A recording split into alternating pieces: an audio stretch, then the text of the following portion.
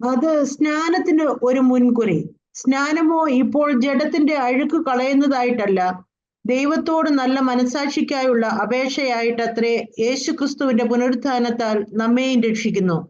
അവൻ സ്വർഗത്തിലേക്ക് പോയി ദൈവത്തിന്റെ വലത്തുഭാഗത്തിരിക്കുന്നു.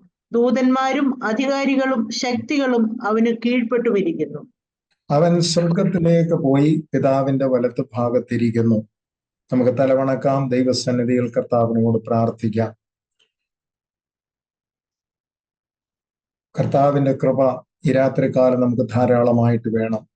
ദൈവത്തിന്റെ പരിശുദ്ധാത്മാവിൽ ദൈവിക ജ്ഞാനം നമുക്ക് വേണം. ആ ജ്ഞാനത്തിൽ നിറഞ്ഞ് ദൈവത്തിന്റെ വചനത്തെ നാം ധ്യാനിക്കുമ്പോൾ ഈ രാത്രികാലം നമ്മുടെ കണ്ണുകൾ പ്രകാശിപ്പിക്കപ്പെടും. നമ്മുടെ ഹൃദയദൃഷ്ടി തുറന്ന് ദൈവത്തിന്റെ വചനം നമ്മുടെ ഹൃദയത്തിൽ സംഗ്രഹിക്കുവാൻ കർത്താവ് നമ്മെ സഹായിക്കട്ടെ. പരിശുദ്ധനാം താതനേ, കരുണയൻ സാഗരമേ, കൃപയൻ ഉറവിടമേ, ആശ്വാസദായകനേ.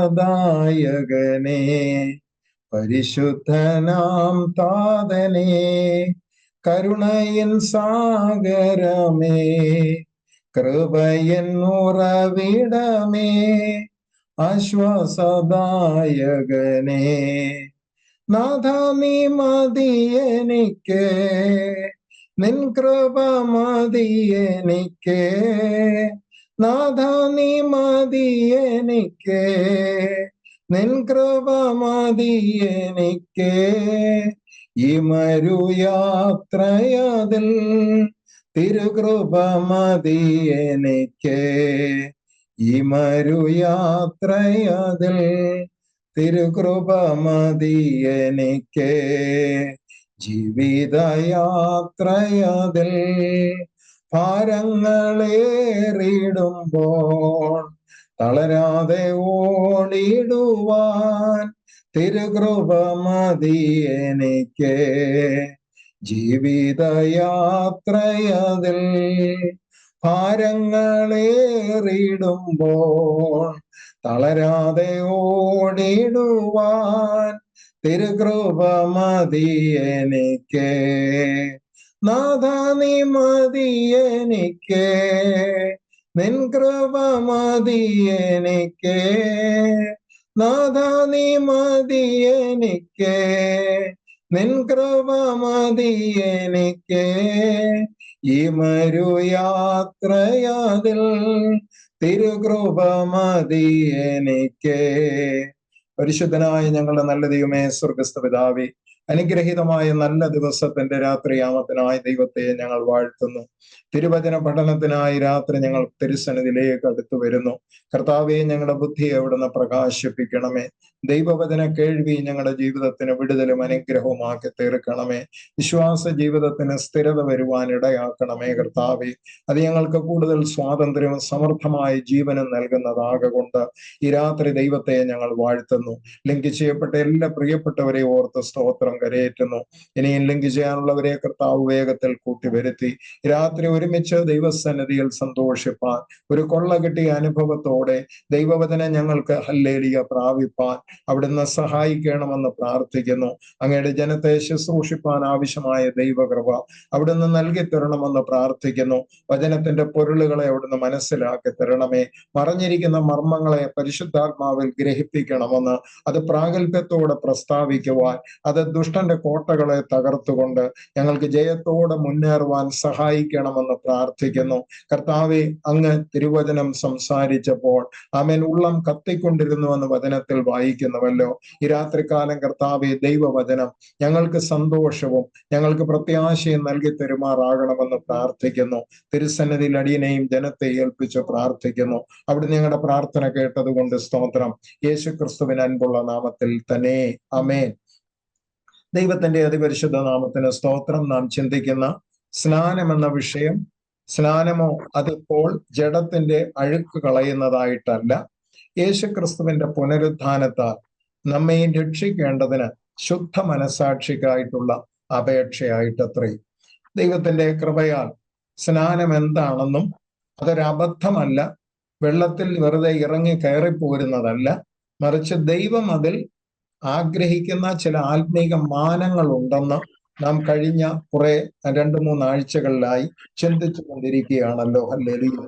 സ്നാനത്തിന്റെ അതിന്റെ പൂർണ്ണത എന്ന് പറയുന്നത് നമുക്ക് ലഭിപ്പാൻ ഇടയാകുന്നത് യേശുവിന്റെ മധ്യാകാശ വരവെങ്കിലാണ്. കാരണം പുനരുദ്ധാനത്തിന് 2 വശങ്ങളുണ്ട്. ഒന്നാമത്തെ പുനരുദ്ധാനം എന്ന് പറയുന്നത് നമുക്ക് സ്നാനക്കടവിൽ നിന്നൊരു വ്യക്തി എഴുന്നേറ്റ് വരുമ്പോൾ പാപസംബന്ധമായി മരിച്ച വ്യക്തിക്ക് അവൻ ഒരു പുതുജീവൻ പ്രാപിച്ച് അവന്റെ തുടർ ക്രിസ്തീയ ജീവിതം കർത്താവിനോടുകൂടെ നയിക്കേണ്ടതിന് പുനരുദ്ധാനത്തിന്റെ ആദ്യത്തെ പാർട്ട് അവന് ലഭിക്കുന്നെങ്കിൽ അതിന്റെ യഥാർത്ഥ പുനരുദ്ധാനത്തിന്റെ ഫുൾഫിൽമെന്റ് എന്ന് പറയുന്നത് ഇപ്പോൾ ആത്മരക്ഷ പ്രാപിച്ചിരിക്കുന്ന വ്യക്തിക്ക് യേശുവിന്റെ മധ്യാകാശ വരവെങ്കിൽ റിയൽ പുനരുദ്ധാനമാകുന്ന ശരീരത്തിന്റെ വീണ്ടെടുപ്പ്, ആ രൂപാന്തരം നടക്കുമ്പോഴാണ് അതിന്റെ പൂർണ്ണത ലഭിപ്പാൻ ഇടയാകുന്നത്. ഒറ്റ വാക്കിൽ പറഞ്ഞു കഴിഞ്ഞാൽ സ്നാനത്തിന്റെ സിഗ്നിഫിക്കൻസ് എന്ന് പറയുന്നത് യേശുക്രിസ്തുവിന്റെ മരണത്തോട് ഐക്യപ്പെട്ട, യേശുക്രിസ്തുവിന്റെ മരണത്തിൽ പങ്കാളിത്തമുള്ള, അല്ലെങ്കിൽ ആ മരണത്തിന് പങ്കാളിത്തമുള്ള സ്നാനത്തിലൂടെ യേശുവിനോട് ചേർക്കപ്പെട്ട വ്യക്തികൾക്ക് മാത്രമേ പുനരുദ്ധാനത്തോടും ഏകീഭവിക്കുവാൻ, അല്ലെങ്കിൽ പുനരുദ്ധാനത്തിന്റെ ആ ഒരു അനുഭവം ലഭിപ്പാൻ അവർക്ക് മാത്രമേ സാധിക്കൂ. കാരണം മരിച്ച ഒരു വ്യക്തിക്കാണ് പുനരുദ്ധാനം ലഭിക്കുന്നത്. മരിക്കാത്തവർക്ക് പുനരുദ്ധാനത്തിന്റെ ആവശ്യകത വരുന്നില്ല. നാം പാപസംബന്ധമായി മരിച്ച വ്യക്തിയെ കുഴിച്ചിട്ട് അവനെ അടക്കി പിന്നെ എഴുന്നേറ്റ് വരുന്നത് ഒരു പുതുജീവൻ പ്രാപിച്ച ഒരു വ്യക്തിത്വന്റെ ഉടമയായിട്ടാണ് സ്നാനക്കടവിൽ നിന്ന് വ്യക്തി എഴുന്നേറ്റു. അതിന്റെ ഒന്നാമത്തെ പാർട്ടാണ് അതെങ്കിൽ യേശുവിന്റെ വരവെങ്കിലാണ് അതിന്റെ രണ്ടാമത്തെ പാർട്ട്.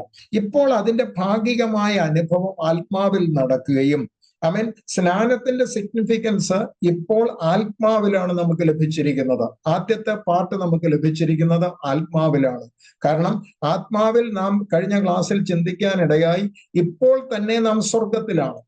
ആത്മാവിൽ നാം സ്വർഗത്തിൽ ഇരുത്തപ്പെട്ടിരിക്കുന്നു. ഇനി ആ ഒരു പൊസിഷനിലേക്ക് നമ്മുടെ ശരീരവും കൂടി എത്തേണ്ടതായിട്ടുണ്ട്.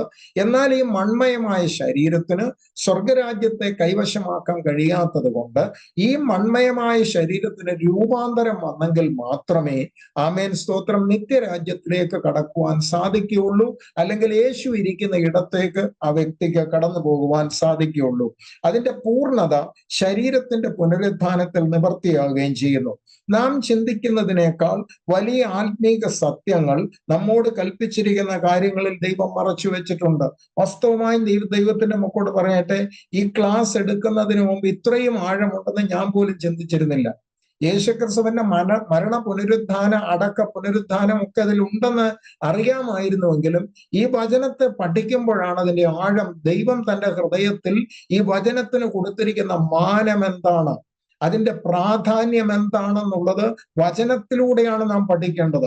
ചിലർക്കൊരു തെറ്റിദ്ധാരണയുണ്ട്. ആ തെറ്റിദ്ധാരണയൊക്കെ നമുക്ക് മാറ്റാനിടയായി.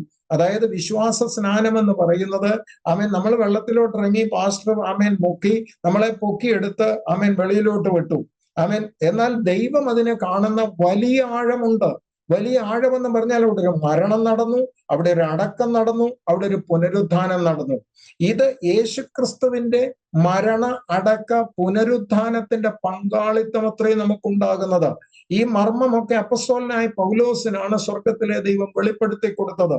അതുകൊണ്ടാണ് അപ്പസ്തോലനായ പൗലോസ് തന്റെ വ്യക്തിപരമായ ജീവിതത്തിൽ തനിക്ക് പ്രശംസിക്കാൻ അനവധി കാര്യങ്ങൾ ഉണ്ടായിരുന്നുവെങ്കിലും അതിലൊന്നും താൻ പ്രശംസിക്കാതെ യേശുവിന്റെ മരണത്തോട് അനുരൂപപ്പെട്ടിട്ട് അവന്റെ കഷ്ടാനുഭവത്തിന്റെ കൂട്ടായ്മയും അവന്റെ പുനരുദ്ധാനത്തിന്റെ ശക്തിയെയും അനുഭവിച്ചറിഞ്ഞിട്ട് നീതിമാന്മാരുടെ പുനരുദ്ധാനത്തിൽ വല്ലവിധേനയും പങ്കാളിത്തം ഉണ്ടാകണമെന്ന് ആഗ്രഹിച്ചുകൊണ്ട് ഈ ലോക ജീവിതത്തിൽ സകലതും ചപ്പെന്നും ചവറെന്നും എണ്ണുവാൻ അപ്പസ്തോലനായ പൗലോസ് പ്രബോധിപ്പിച്ചു എങ്കിൽ തന്റെ സാക്ഷ്യത്തോടുകൂടെ ദൈവസഭയോട് പറയുകയാണ്, സ്തോത്രം, നാം നീതിമാന്മാരുടെ പുനരുദ്ധാനത്തിനു വേണ്ടി കാത്തിരിക്കുന്നുവെങ്കിൽ അതിനു മുമ്പ് പോകേണ്ട 3 സ്റ്റെപ്പ് അതോ ഒന്ന് ഓടിച്ചൊന്ന് വായിച്ചിട്ട് നമുക്ക് പോകാം. ഹല്ലേലൂയ. ഫിലിപ്പിയ ലേഖനത്തിൽ അതിന്റെ 3-ാം അധ്യായം അതിന്റെ 9, 10 വാക്യങ്ങൾ, 11 വാക്യങ്ങൾ.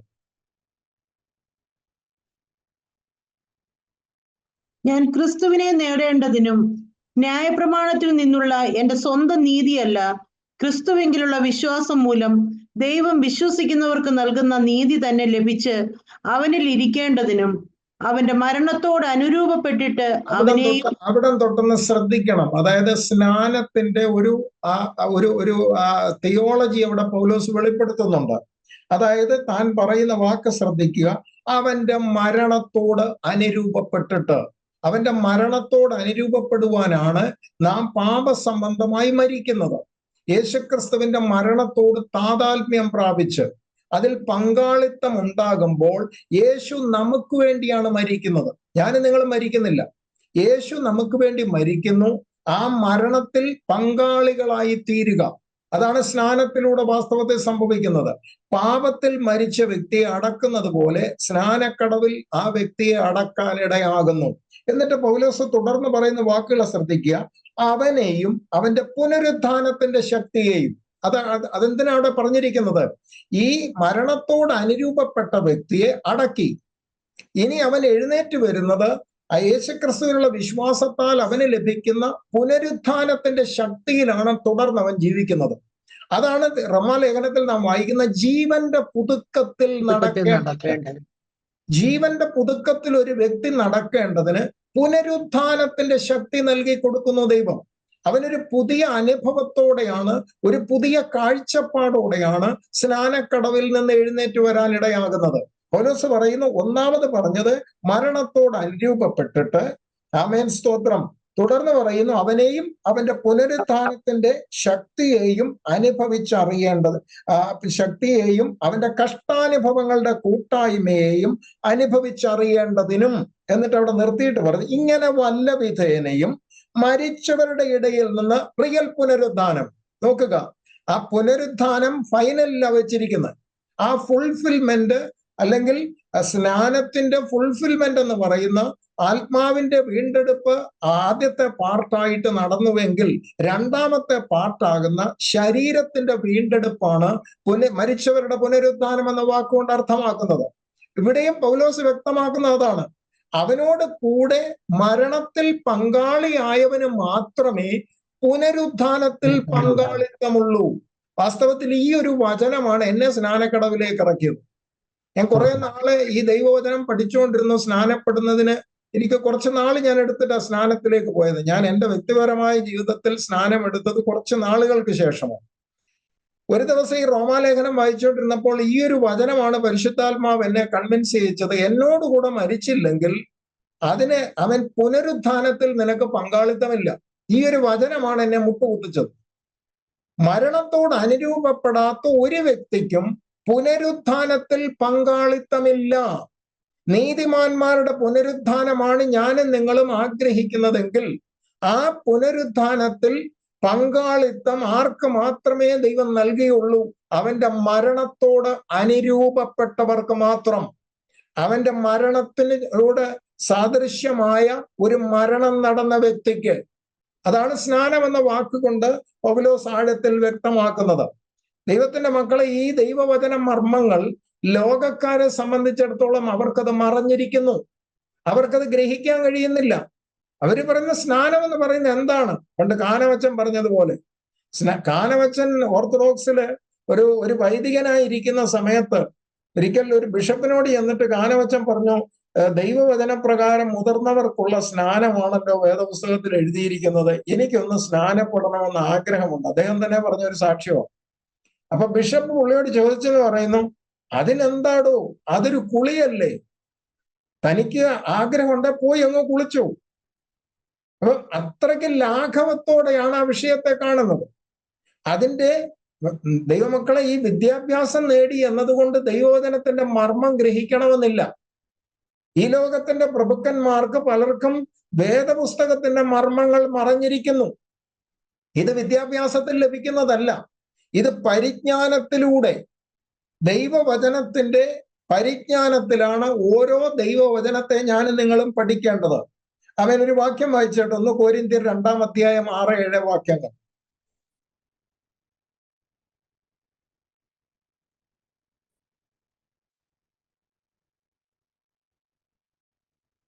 കൊരിന്ത്യർക്ക് എഴുതിയ 1-ാം ലേഖനം 2-ാം അധ്യായം 6-7 വാക്യം. എന്നാൽ തികഞ്ഞവരുടെ ഇടയിൽ ഞങ്ങൾ ജ്ഞാനം സംസാരിക്കുന്നു, ഈ ലോകത്തിന്റെ ജ്ഞാനമല്ല, നശിച്ചു പോകുന്നവരായ ഈ ലോകത്തിന്റെ പ്രഭുക്കന്മാരുടെ ജ്ഞാനവുമല്ല. ദൈവം ലോക സൃഷ്ടിക്ക് മുമ്പേ നമ്മുടെ തേജസ്സിനായി മുൻ നിയമിച്ചതും മറിഞ്ഞിരുന്നതുമായ ദൈവത്തിന്റെ ജ്ഞാനം എത്ര മർമ്മമായി ഞങ്ങൾ പ്രസ്താവിക്കുന്നു. പൗലോസ് പറയുന്നത് ഞങ്ങൾ പ്രസ്താവിക്കുന്നത് ദൈവത്തിന്റെ ജ്ഞാനമാണ്. അത് ഈ ലോകത്തിന്റെ അറിവല്ല, അത് ബുദ്ധിയുടെ ഒരു പ്രമാണത്തിൽ നിന്ന് വരുന്നതല്ല. ദൈവം വെളിപ്പെടുത്തി കൊടുക്കുന്ന ദൈവീക ജ്ഞാനത്തിന്റെ നിറവിൽ നിന്നുകൊണ്ടാണ്, ആ ജ്ഞാനത്തിലാണ് വാസ്തവത്തിൽ ഈ സ്നാനത്തിന്റെ ആഴം പരിശുദ്ധാത്മാവ് വ്യക്തമാക്കി കൊടുക്കുന്നത്. അതുകൊണ്ടാണ് ഒരു ലോകക്കാരനെ സംബന്ധിച്ചിടത്തോളം ഒരു മതത്തിന്റെ പിന്നാലെ പോകുന്നവന് സ്നാനം എന്ന് പറയുന്നതിന് വലിയ സിഗ്നിഫിക്കൻസ് ഒന്നുമില്ല. അവനെ വെള്ളത്തിൽ മുക്കിയാൽ, അവന്റെ തലയിൽ വെള്ളം ഒഴിച്ചാൽ അവരെ സംബന്ധിച്ചിടത്തോളം ഒരു ചടങ്ങ് പോലെ കാര്യം കഴിഞ്ഞു. പക്ഷെ ദൈവത്തിന്റെ വചനം പറയുന്നത് അതൊന്നുമല്ല. യേശുക്രിസ്തുവിൽ വിശ്വസിക്കാൻ ഭാഗ്യം ലഭിച്ചവർ കർത്താവ് കൽപ്പിച്ചിരിക്കുന്ന വിശുദ്ധ കൽപ്പനയാണ് സ്നാനം എന്ന് പറയുന്നത്. അതിൽ നിന്ന് ആർക്കും ഒഴിവില്ല. അതും വിശ്വസിച്ച് ആ സ്നാനത്തിൽ ജ്ഞാനസ്നാനം, അറിവോടുകൂടിയ സ്നാനം എന്നാണ് വേദപുസ്തകത്തിൽ പറയുന്നത്. അറിവില്ലാത്തവരെ പിടിച്ച് സ്നാനപ്പെടുത്തിയിട്ട് എന്താ കാര്യം? നാം മരിക്കണം, പാപത്തിൽ മരിച്ചവനെ അടക്കണം, അവൻ എഴുന്നേറ്റ് വരണം. അതാണ് ദൈവവചനത്തിന്റെ സത്യം. ഇനി കോമൺലി ചോദിക്കുന്ന ഒരു ചോദ്യമുണ്ട്, അതായത് ക്രൂശി കിടന്ന കള്ളൻ സ്നാനപ്പെട്ടു. എന്നോട് പലരും ചോദിച്ചിട്ടുള്ള ചോദ്യം, ക്രൂശി കിടന്ന കള്ളൻ സ്നാനപ്പെടാതെ പറുദീസയിൽ എത്താനിടയായി തീർന്നെങ്കിൽ സ്നാനപ്പെട്ടില്ലെങ്കിലും, ഈ പലരെയും കൊടുക്കുന്ന ചോദ്യമാണിത്. ക്രൂശിലെ കള്ളൻ സ്നാനപ്പെട്ടില്ലല്ലോ, എന്നിട്ടും അവന് അതിന്റെ ഒന്നാമത്തെ ഉത്തരം എന്നാ വെച്ച് കഴിഞ്ഞാൽ, ക്രൂശിലെ കള്ളൻ മരിക്കുന്ന സമയത്ത്, അല്ലെങ്കിൽ യേശുക്രിസ്തു ക്രൂശിൽ കിടക്കുന്നതേ ഉള്ളൂ, മരിച്ചിട്ടില്ല. നമ്മളിത് മനസ്സിലാക്കുക. ആദ്യത്തെ കാര്യം, യേശു മരിച്ച ശേഷമാണ് സ്നാനത്തിന്റെ സിഗ്നിഫിക്കൻസ് വരുന്നത്. യേശുവിന്റെ മരണത്തോട് പങ്കാളിത്തം ഉണ്ടാകുവാനാണ് സ്നാനപ്പെടുന്നത്. അപ്പോൾ യേശു മരിച്ചിട്ടില്ല. ഈ കള്ളനുമായിട്ട് യേശു കോൺവെർസേഷൻ നടത്തുമ്പോൾ അവൻ യേശുവിന്റെ മരണം സംഭവിച്ചിട്ടില്ല.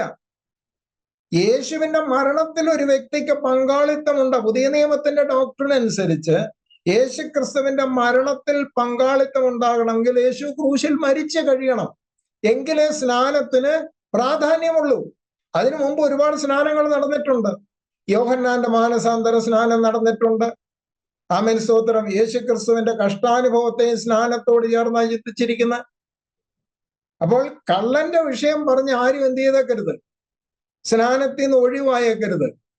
പലരും അങ്ങനെ ഒരു മുടന്തൻ ന്യായം പറഞ്ഞ് മുന്നോട്ട് പോകാറുണ്ട്. ആമേൻ, സ്തോത്രം. യേശു മരിച്ചതിന് ശേഷമാണ് വിശ്വാസ സ്നാനത്തിന്റെ ആ നിയമസാധുത പ്രാബല്യത്തിൽ വരുന്നുള്ളൂ. രണ്ട്, അവന് മരണത്തിന് മുമ്പ് മാനസാന്തരപ്പെടാൻ അല്പസമയം കിട്ടി. നമ്മൾ മനസ്സിലാക്കണം, ആ അവസരം നമുക്ക് ലഭിക്കണമെന്നില്ല.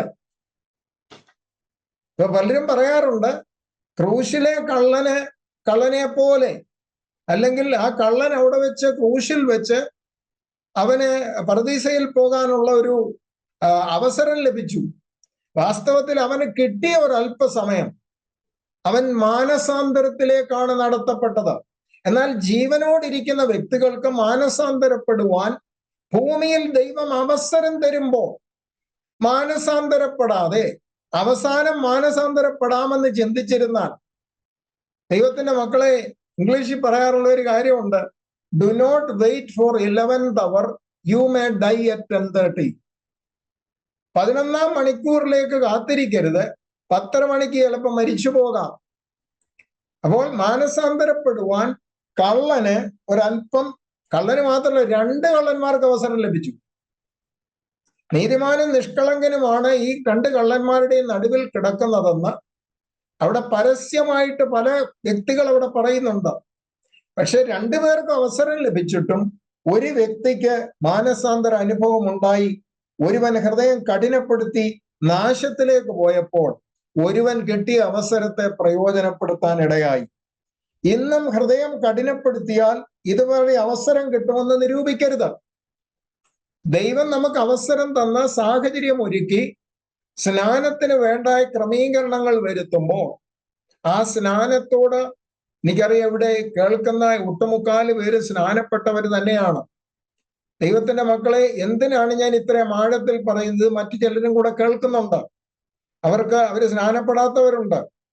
അപ്പോൾ വാസ്തവത്തിൽ ഇത് ഒരു ദൈവകൽപ്പനയാണെന്നും അതിൽ ദൈവം കണ്ടിരിക്കുന്ന ഒരുപാട് ആത്മീക ആഴങ്ങളുണ്ടെന്നും യേശുക്രിസ്തുവിന്റെ മധ്യാകാശ വരവെങ്കിലുള്ള മരിച്ചവരുടെ പുനരുദ്ധാനത്തിൽ പങ്കാളിത്തം ലഭിക്കണമെങ്കിൽ അതിനു മുമ്പേ യേശുവിന്റെ മരണത്തോട് അനുരൂപപ്പെട്ടവർക്ക് മാത്രമേ ദൈവം ആ കാര്യം അനുവദിക്കുകയുള്ളൂ എന്നുള്ള സത്യമാണ് നാം തിരിച്ചറിയേണ്ടത്. നാം ഇന്ന് രാത്രി അതിന്റെ 22 വാക്യത്തിലേക്ക് കടക്കുകയാണ്. സ്നാനം 3-4 ക്ലാസ് ആയതുകൊണ്ട് ആമേൻ സ്തോത്രം. അടുത്ത വാക്യത്തിലേക്ക് നമുക്ക് കടക്കുകയാണ്. ആമേൻ സ്തോത്രം. 1 പത്രോസ് 3:22 വായിച്ചാട്ട്. അവൻ സ്വർഗത്തിലേക്ക് പോയി ദൈവത്തിന്റെ വലത്തുഭാഗത്തിരിക്കുന്നു. ആ ഒരു വാക്യത്തിൽ നമുക്ക് നിന്നിട്ട് അടുത്ത വാക്യം അടുത്ത ദിവസം നമുക്ക് ചിന്തിക്കാം. അവൻ സ്വർഗത്തിലേക്ക് പോയി ദൈവത്തിന്റെ വലതു ഭാഗത്തിരിക്കുന്നു. അപ്പൊ ഇതിനു മുമ്പ് നമ്മൾ കണ്ടത് അവൻ ഭൂമിയിൽ ഇരുന്ന സമയത്തെ കാര്യമാണ്. അവൻ സ്വർഗത്തിലേക്ക് പോകുന്നതിന് മുമ്പ് ഭൂമിയിലുള്ള തന്റെ ശുശ്രൂഷ തികച്ച ശേഷമാണ് യേശു സ്വർഗത്തിലേക്ക് കയറിയത്. ദൈവമക്കളെ, ഇതൊക്കെ വലിയ അർത്ഥമുള്ള വാക്കുകളാണ്. വെറുതെ അങ്ങ് സ്വർഗത്തിലോട്ട് കയറാൻ പറ്റത്തില്ല. അതിനു മുമ്പ് ഭൂമിയിൽ തികക്കേണ്ട കാര്യങ്ങൾ തികച്ചെങ്കിൽ മാത്രമേ അപ്പുറത്തോട്ട് കടക്കാൻ പറ്റുള്ളൂ. യേശുക്രിസ്തു സ്വർഗത്തിലേക്ക് പോയി എന്ന് പറയുമ്പോൾ അതിനു മുമ്പ് താൻ ഭൂമിയിലായിരുന്നു. ഭൂമിയിൽ താൻ ജഡത്തിൽ വെളിപ്പെട്ടു. ഒരു പ്രവൃത്തിയോടുകൂടെയാണ് ഭൂമിയിൽ വെളിപ്പെട്ടത്. ഭൂമിയിലുള്ള തന്റെ ശുശ്രൂഷ തികച്ച ശേഷമാണ് യേശു സ്വർഗത്തിലേക്ക് കയറിയത്. അപ്പോൾ ഭൂമിയിലുള്ള ശുശ്രൂഷയാകട്ടെ, ദൈവം ഏൽപ്പിച്ചിരിക്കുന്ന കാര്യങ്ങളാകട്ടെ, ഉത്തരവാദിത്തങ്ങളാകട്ടെ, സാക്ഷ്യമാകട്ടെ, അത് തികച്ച ശേഷം മാത്രമേ അടുത്ത ഒരു സ്റ്റേറ്റിലേക്ക് എന്നെയും നിങ്ങളെയും ദൈവം നടത്തുകയുള്ളൂ. അപ്പോൾ യേശു സ്വർഗത്തിലേക്ക് കയറുന്നതിന് മുമ്പ് സ്വർഗത്തിൽ നിന്ന് അവൻ ഇറങ്ങി ഭൂമിയിൽ മനുഷ്യനായി ജീവിച്ചു. ആ ഭൂമിയിൽ തന്നെ ഏൽപ്പിച്ച ശുശ്രൂഷ, തന്നിലൂടെ നിവർത്തിയാകേണ്ട കാര്യങ്ങൾ നിവർത്തിയാക്കിയ ശേഷമാണ് യേശു സ്വർഗത്തിലേക്ക് കയറിയത്. യേശു ജഡത്തിൽ ഈ ലോകത്തിൽ വന്നു. ആമേൻ. അനേക രോഗികൾക്ക് സൗഖ്യം കൊടുത്തു. ഭൂതശാന്തി യേശു ക്രിസ്തു നടത്തി.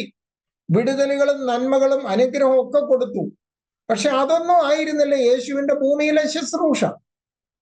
അതെല്ലാം ആഡ് ഓൺ സർവീസുകളാണ്. യേശുക്രിസ്തുവിന്റെ റിയൽ ശുശ്രൂഷയുടെ ആഡ് ഓൺ സർവീസുകളാണ്. ദൈവമക്കളോട് പറയട്ടെ, ഈ രോഗശാന്തി ശുശ്രൂഷ എന്ന് പറഞ്ഞൊരു ശുശ്രൂഷയില്ല. ഭൂതശാന്തി ശുശ്രൂഷ എന്ന് പറഞ്ഞൊരു ശുശ്രൂഷയില്ല. ദൈവവചനം ശുശ്രൂഷിക്കുന്നതിനോട് കൂടെ നടക്കുന്ന ഒരു കാര്യം അത്. യേശുക്രിസ്തു രോഗശാന്തി ശുശ്രൂഷ നടത്തിയില്ല. എന്നാൽ യേശു പോയിടത്തൊക്കെ രോഗികൾക്ക് സൗഖ്യം ലഭിച്ചു. താൻ ശുശ്രൂഷിച്ചത് വചനമാണ്. പിതാവ് തന്നെ ഏൽപ്പിച്ചിരുന്ന ഭൂമിയിലുള്ള മനുഷ്യന് കൊടുക്കാനുള്ള ദൈവത്തിന്റെ വചനം. യേശു പറയുന്ന ഒരു കാര്യമുണ്ട്, even though he is the word of God. അവൻ സാക്ഷാൽ വചനമായിരിക്കുമ്പോൾ തന്നെ യേശു പറയുന്ന ഒരു കാര്യമുണ്ട്, എന്റെ പിതാവിൽ നിന്ന് കേട്ടത് ഞാൻ നിങ്ങളോട് അറിയിക്കുന്നു. അപ്പോൾ പിതാവിൽ നിന്നും താൻ കേട്ടതൊക്കെ തന്റെ ഭൂമിയിലുള്ള ശുശ്രൂഷയിൽ മനുഷ്യരോട് പറയുവാനിടയായി തീർന്നു. അപ്പോൾ ലോകത്തിന്റെ പാപത്തെ ചുമക്കുന്ന ദൈവത്തിന്റെ കുഞ്ഞാടായി യേശു ഭൂമിയിൽ വന്നു.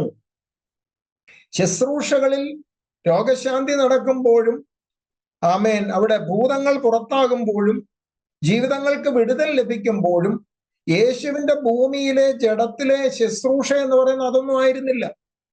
താനൊരു പർപ്പസിന് വേണ്ടി ഈ ലോകത്തിൽ ജഡത്തിൽ വെളിപ്പെട്ടു.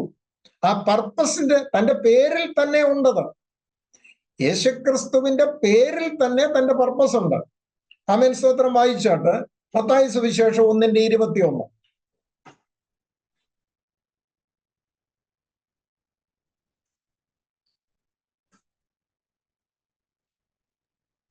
അവന്റെ ഒരു മകനെ വിളിക്കും. അവൻ തന്റെ ജനത്തെ അവരുടെ പാപങ്ങളിൽ നിന്ന് രക്ഷിപ്പാനിരിക്കൊണ്ട് നീ അവന് യേശു എന്ന് പേരിടണം എന്ന് പറഞ്ഞു. അവൻ തന്റെ ജനത്തെ അവരുടെ പാപങ്ങളിൽ നിന്ന് രക്ഷിപ്പാനിരിക്കൊണ്ട് അവൻ യേശു എന്ന് പേരിടണം. അപ്പൊ അത് അവിടെ തന്നെ ആ പർപ്പസ് വെളിപ്പെടുത്തുന്നുണ്ട്. താൻ എന്തിനു വേണ്ടി ഈ ലോകത്തിൽ വെളിപ്പെട്ടു എന്ന്, അല്ലെങ്കിൽ ആ പേരിൽ അടക്കപ്പെട്ടിരിക്കുന്ന ദൈവിക പർപ്പസ്. അത് വെറുതെ എന്തെങ്കിലും ഒരു പേര് വിളിച്ചതല്ല, ആ പേരിനകത്തൊരു പർപ്പസ് ഉണ്ട്. അത് പഴയ നിയമം മുഴുവൻ നമ്മൾ പഠിച്ചു കഴിഞ്ഞാൽ നമുക്ക് കാണാൻ പറ്റുന്ന ഒരു കാര്യമുണ്ട്. പ്രവാചകന്മാരുടെ ഓരോ പേരിലും അതിന് വലിയ അർത്ഥമുണ്ട്. അവരൊരു അർത്ഥം കണ്ടിട്ടാണ് പേരൊക്കെ ഇടാനിടയായി തീർന്നത്. ഇന്നും പേരൊക്കെ ഇടുമ്പോൾ വളരെ ശ്രദ്ധിക്കണം ദൈവത്തിന്റെ മക്കളെ. ചുമ്മാ എന്തേലും വായി തോന്നുന്ന പേരല്ല ഇടേണ്ടത്. നമ്മളെ വിശ്വാസത്താൽ പല കാര്യങ്ങൾ മുന്നിൽ കണ്ടുകൊണ്ടാണ് ഇവ കാര്യങ്ങൾ ചെയ്യുന്നത്. എന്തേലും പേരിടുകയല്ല. അത് നമുക്ക് മനസ്സിലാക്കണമെങ്കിൽ നോഹയുടെ അമ്മയും അപ്പനെയും കണ്ടുപിടിക്കണം. നോഹയുടെ അമ്മയും അപ്പനും നോഹ എന്നവന് പേരിടുന്നതിന് മുമ്പ് അവരുടെ ആ അവസ്ഥയൊന്ന് കണ്ടിട്ട് നമുക്കൊന്ന് പോകാം. ഉൽപ്പത്തി പുസ്തകത്തിലേക്ക് വന്നാട്ടെ.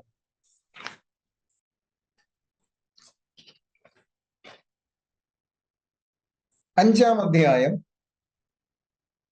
28, 29 വാക്യം വായിച്ചോട്ടെ.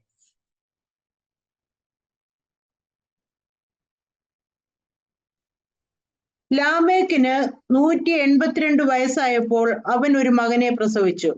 യഹോവ ശപിച്ച ജനിപ്പിച്ചു. യഹോവ ശപിച്ച ഭൂമിയിൽ നമ്മുടെ പ്രവൃത്തിയിലും നമ്മുടെ കൈകളുടെ പ്രയത്നത്തിലും ഇവൻ നമ്മെ ആശ്വസിപ്പിക്കുമെന്ന് പറഞ്ഞ് അവന് നോഹ എന്ന് പേരിട്ടു.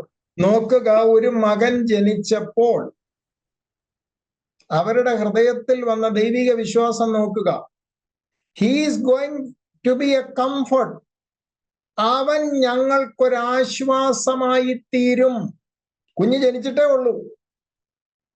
നോഹയ്ക്ക് പ്രായമൊന്നും ആയിട്ടില്ല. പക്ഷേ അവര് വിശ്വാസ കണ്ണുകൊണ്ട് കാണുകയാണ്, എന്റെ കുഞ്ഞ് ഒരനുഗ്രഹിക്കപ്പെട്ടവനായി മാറും. ഇതൊക്കെയാണ് വേദപുസ്തകത്തിലെ ചില ആത്മീക സത്യങ്ങൾ. അവിടെ പറയുന്ന യഹോവ ശപിച്ച ഭൂമിയിൽ എല്ലാം ശാപഗ്രസ്തമായി കിടക്കുമ്പോൾ നമ്മുടെ പ്രവൃത്തിയിലും നമ്മുടെ കൈകളുടെ പ്രയത്നത്തിലും ഇവൻ നമ്മെ ആശ്വസിപ്പിക്കുമെന്ന് പറഞ്ഞ്. അപ്പോൾ പഴയ നിയമത്തിലുടനീളം പേരിനൊക്കെ വലിയ പ്രാധാന്യമുണ്ട്. അങ്ങനെയെങ്കിൽ യേശുക്രിസ്തു എന്ന പേര് വിളിക്കണമെന്ന് പറഞ്ഞപ്പോ അതിന്റെ പർപ്പസ് ആണ് അതിനു മുമ്പ് പറഞ്ഞിരിക്കുന്നത്. അവൻ തന്റെ ജനത്തെ അവരുടെ പാപങ്ങളിൽ നിന്ന് രക്ഷിക്കാനിരിക്കൊണ്ട് അവന് യേശു എന്ന് പേർ വിളിക്കണം. യേശു വന്നതിന്റെ പർപ്പസ് അവിടെ തന്നെ ഉണ്ട്. യേശു ഭൂമിയിൽ ജഡത്തിൽ വെളിപ്പെട്ടത് ഭൂതശാന്തിക്കല്ല, രോഗശാന്തിക്കല്ല. അതെല്ലാം തന്റെ ശുശ്രൂഷയിൽ നടക്കുന്ന കാര്യങ്ങളാണ്. തന്റെ മെയിൻ ശുശ്രൂഷ എന്ന് പറയുന്നത് പാപത്തിൽ രക്ഷിക്കാൻ. വീണ്ടും നമുക്ക് കാണാം യോഹന്നാൻ 1:29.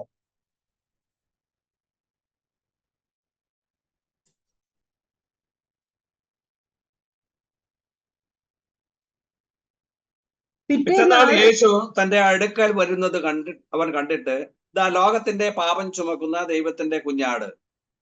ഒരു മനുഷ്യനായി വെളിപ്പെട്ട യേശു ക്രിസ്തുവിനെ കണ്ടിട്ട് സ്നാപക യോഹന്നാൻ വിളിച്ചു പറയുന്നു. നമുക്ക് ഒരു അസ്റ്റോണിഷിങ് പോലെ നമുക്ക് തോന്നും. യേശു ക്രിസ്തുവിനെ കണ്ട മാത്രയിൽ സ്നാപകൻ വിളിച്ചു പറയുകയാണ്, ഇത് മറ്റാരുമല്ല, ദൈവം തെരഞ്ഞെടുത്ത കുഞ്ഞാടാണ്. എന്തിനു വേണ്ടി?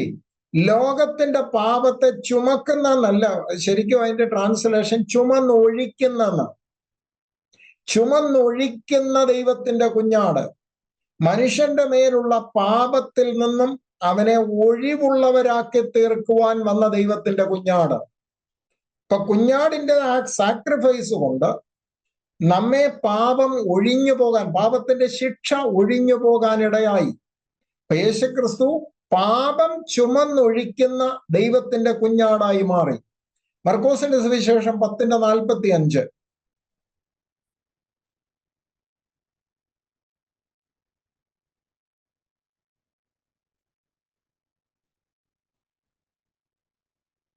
മനുഷ്യപുത്രൻ ശുശ്രൂഷ ചെയ്യിപ്പാനല്ല, ശുശ്രൂഷിപ്പാനും അനേകർക്ക് വേണ്ടി തന്റെ ജീവനെ മറുവിലയായി കൊടുപ്പാനും അത്രേ വന്നത്.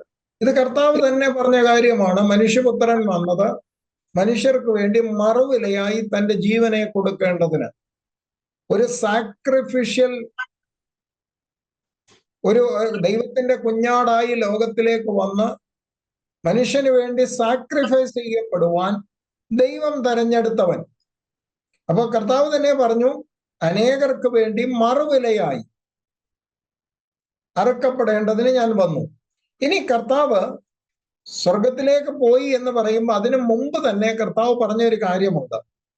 തന്റെ ശുശ്രൂഷ കാലം ഓൾമോസ്റ്റ് തീരാറായി താൻ ഒലിവ് മലയിലേക്കൊക്കെ പോകുന്ന ആ സമയത്ത് കർത്താവ് തന്നെ പറഞ്ഞ ഒരു വാക്ക് ശ്രദ്ധിക്കണം. 17:4 വായിച്ച്, യോഹന്നാൻ 17:4.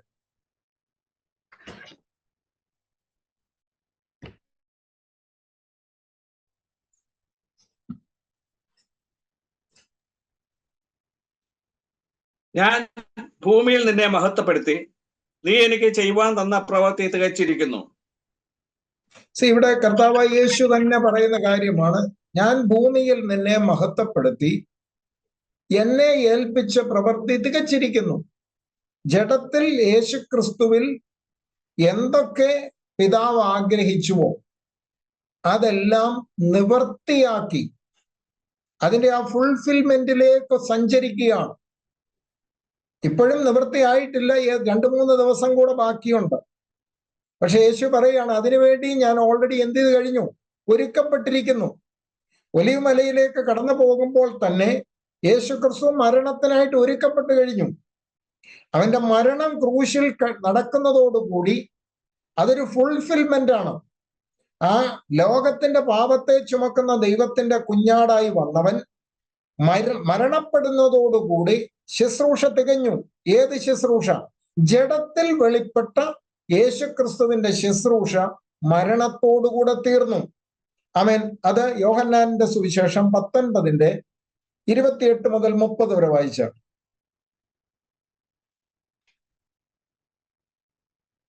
അതിന്റെ ശേഷം സകലവും തികഞ്ഞിരിക്കുന്നു എന്ന് യേശു അറിഞ്ഞിട്ട് തിരുവെഴുത്ത് നിവർത്തിയാകും വണ്ണം എനിക്ക് ദാഹിക്കുന്നു എന്ന് പറഞ്ഞു. അവിടെ പുളിച്ച വീഞ്ഞ് നിറഞ്ഞ ഒരു പാത്രം വെച്ചിട്ടുണ്ടായിരുന്നു. അവർ ഒരു സ്പോങ് പുളിച്ച വീഞ്ഞ് നിറച്ച് ഈസോപ്പ് തണ്ടിന്മേലാക്കി അവന്റെ വായോട് അടുപ്പിച്ചു. യേശു പുളിച്ച വീഞ്ഞ് കുടിച്ച ശേഷം നിവർത്തിയായി എന്ന് പറഞ്ഞ് തല ചായ്ച്ച് ആത്മാവിനെ ഏൽപ്പിച്ചു കൊടുത്തു. നിവർത്തിയായി എന്ന് പറഞ്ഞാൽ നിവർത്തിയാകേണ്ടതെല്ലാം എന്ന് പറഞ്ഞാൽ ന്യായപ്രമാണ സംബന്ധമായി നിവർത്തിയാകാൻ കഴിയാതിരുന്ന, എന്തുകൊണ്ട്? മനുഷ്യന്റെ ബലഹീനത നിമിത്തം ഒരു മനുഷ്യനും ന്യായപ്രമാണത്തെ പൂർണ്ണമായി പാലിക്കാൻ കഴിയാതിരിക്കുന്ന സാഹചര്യത്തിൽ ന്യായപ്രമാണം മനുഷ്യനോട് ദൈവം ഡിമാൻഡ് ചെയ്യുന്ന സകലതും യേശുവിൽ നിവർത്തിച്ചു. കർത്താവായ യേശുക്രിസ്തുവിലൂടെ അങ്ങനെയാണ് ദൈവം തന്റെ ആ പഴയ ന്യായപ്രമാണത്തെ എടുത്തു മാറ്റിയത്. അൺടിൽ ആൻഡ് അൺലെസ് അത് കംപ്ലീറ്റ് ആകാതെ ആ നിയമം മാറ്റാൻ പറ്റില്ല. ദൈവം പഴയ നിയമം ഇസ്രായേലിന് കൊടുത്തത് ഭൂമിയിലുള്ള ഒരു മനുഷ്യനും അത് നിവർത്തിയാക്കാൻ, അതിനെ പൂർണ്ണമായി അനുസരിക്കാൻ കഴിയാത്ത സാഹചര്യത്തിൽ യേശു വന്നപ്പോൾ പറഞ്ഞൊരു കാര്യമുണ്ട്, ന്യായപ്രമാണത്തെ നീക്കേണ്ടതിനല്ല, എന്തിനു വേണ്ടി ഞാൻ വന്ന മത്തായി സുവിശേഷം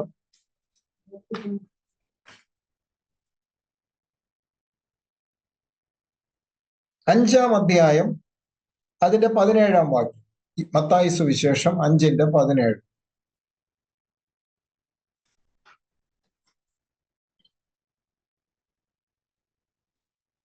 ഞാൻ ന്യായപ്രമാണത്തെയോ പ്രവാചകന്മാരെയോ നീക്കേണ്ടതിന് വന്നു എന്ന് നിരൂപിക്കരുത്, നീക്കുവാനല്ല നിവർത്തിപ്പാൻ അത്രേ ഞാൻ വന്നത്. ഇവിടെ കർത്താവ് പറയുകയാണ്, ന്യായപ്രമാണത്തെ നിവർത്തിക്കേണ്ടതിന് എന്ന് പറഞ്ഞാൽ നിവർത്തിയാകാതെ കിടന്നിരുന്ന കാര്യങ്ങൾ ന്യായപ്രമാണത്തിലുണ്ടായിരുന്നു. യേശുക്രിസ്തുവിലൂടെ അത് നിവർത്തിയാകാനിടയായി തീർന്നു. എന്ന് പറഞ്ഞാൽ ദൈവം പ്രമാണത്തിലൂടെ എന്ത് ഡിമാൻഡ് ചെയ്തു അത് യേശുവിലൂടെ ഫുൾഫിൽ ചെയ്യപ്പെടാനിടയായി തീർന്നു. അപ്പോൾ ക്രിസ്തുയേശു ജഡത്തിൽ ഈ ലോകത്തിൽ തന്നെ ഏൽപ്പിച്ച സകല ശുശ്രൂഷയും നിവർത്തിക്കാനിടയായി. ഇത് പറഞ്ഞിട്ട് യേശു തന്റെ ആത്മാവിനെ പിതാവിന് കൈമാറി തന്റെ പ്രാണനെ ഏൽപ്പിച്ചു. യേശു മരിച്ചു. യേശുവിന്റെ മരണത്തോടുകൂടി ജഡത്തിലെ യേശുവിന്റെ ഭൂമിയിലുള്ള ശുശ്രൂഷ അവസാനിച്ചു. ആമേൻ. തന്റെ ഒരു കർമ്മത്തിനോ പ്രവർത്തിക്കോ സാധ്യമാകാത്ത ആത്മാവിന്റെയും പ്രാണന്റെയും ശരീരത്തിന്റെയും രക്ഷ സാധ്യമാക്കുവാനാണ് യേശു വെളിപ്പെട്ടത്. പാപയാഗങ്ങൾക്കോ മൃഗ രക്തത്തിനോ പാപത്തെ നീക്കുവാനോ അതിന്റെ ശിക്ഷയിൽ നിന്ന് മനുഷ്യനെ വിടുവിപ്പാനോ കഴിയാത്തതിനാൽ യേശു മനുഷ്യ സാദൃശ്യത്തിൽ ജഡത്തിൽ വെളിപ്പെട്ടു. അവിടെ യേശു വെളിപ്പെടുന്നതിന് മുമ്പ് മൃഗയാഗങ്ങൾ നടക്കുന്നുണ്ട്, മൃഗത്തിന്റെ രക്തച്ചൊരിച്ചിൽ നടക്കുന്നുണ്ട്. അതെല്ലാം ഒരു നിഴല് പോലെ വരുവാനുള്ള യേശുക്രിസ്തു ആകുന്ന കുഞ്ഞാടിൽ നിവർത്തിയാകേണ്ട നിഴൽ യാഗങ്ങൾ അവിടെ നടന്നുവെങ്കിൽ അതിന്റെ എല്ലാം പൂർത്തീകരണമാണ് യേശുവിന്റെ ക്രൂശ് മരണമാകുന്ന പരമയാഗത്തിലൂടെ ഫുൾഫില്ലായി തീർന്നത്. അപ്പോൾ പൊരുളായ കുഞ്ഞാട് വെളിപ്പെടുന്നത് വരെ നിഴലായ യാഗങ്ങളും പെരുന്നാളും ഒക്കെ ഭൂമിയിൽ ഉണ്ടായിരുന്നു. പൊരുൾ വെളിപ്പെട്ട് ക്രൂശിൽ പരമയാഗമായി തീർന്നതോടുകൂടി നിഴൽ സംബന്ധമായ സകലത്തിനും മാറ്റം വന്നു. ആമേൻ, സ്തോത്രം. ദൗർഭാഗ്യമെന്ന് പറയട്ടെ, പൊരുൾ വെളിപ്പെട്ടിട്ടും ഇന്നും നിഴല് നോക്കി നടക്കുന്ന അനേകര് ലോകത്തിലുണ്ടെന്ന് ഓർക്കുമ്പോഴാണ് ആമേൻ ഇപ്പോഴും ദൈവവചനത്തിന്റെ സത്യങ്ങൾ അവർക്ക് ഗ്രഹിക്കാൻ കഴിഞ്ഞിട്ടില്ല എന്ന് നമുക്ക് പറയാനിടയാകുന്നത്. ശ്രേഷ്ഠമായത് വെളിപ്പെട്ടിട്ടും ആമേൻ പൂർണ്ണതയില്ലാത്തതിന്റെ പിന്നാലെ നടക്കുന്ന വലിയൊരു കൂട്ടം ക്രിസ്ത്യാനി ഉണ്ടെന്ന് പറയുമ്പോഴാണ് ഈ വചനസത്യം ഇന്ന് അവർ ഗ്രഹിച്ചിട്ടില്ല. ആമേൻ ദൈവം മനുഷ്യരെ കൊണ്ട് സാധ്യമാകാത്തത് കൊണ്ടാണ് തന്റെ പുത്രനെ മനുഷ്യ സാദൃശ്യത്തിൽ അയച്ച് ആമേൻ പാപത്തിന് പരിഹാരം വരുത്തി ഒന്നാം പ്രമാണത്തിന് ജഡത്തിന്റെ ബലഹീനത കൊണ്ട് മനുഷ്യന് സാധ്യമാകാതിരുന്ന സകല കാര്യങ്ങളും ആമേൻ, സ്തോത്രം. അറിയണമെങ്കിൽ ഒരു വാക്യം കൂടെ നമുക്ക് വായിക്കാം. അപ്പോസ്തലപ്രവൃത്തി 13-ാം അധ്യായം അതിന്റെ 39-ാം വാക്യം വായിച്ചു.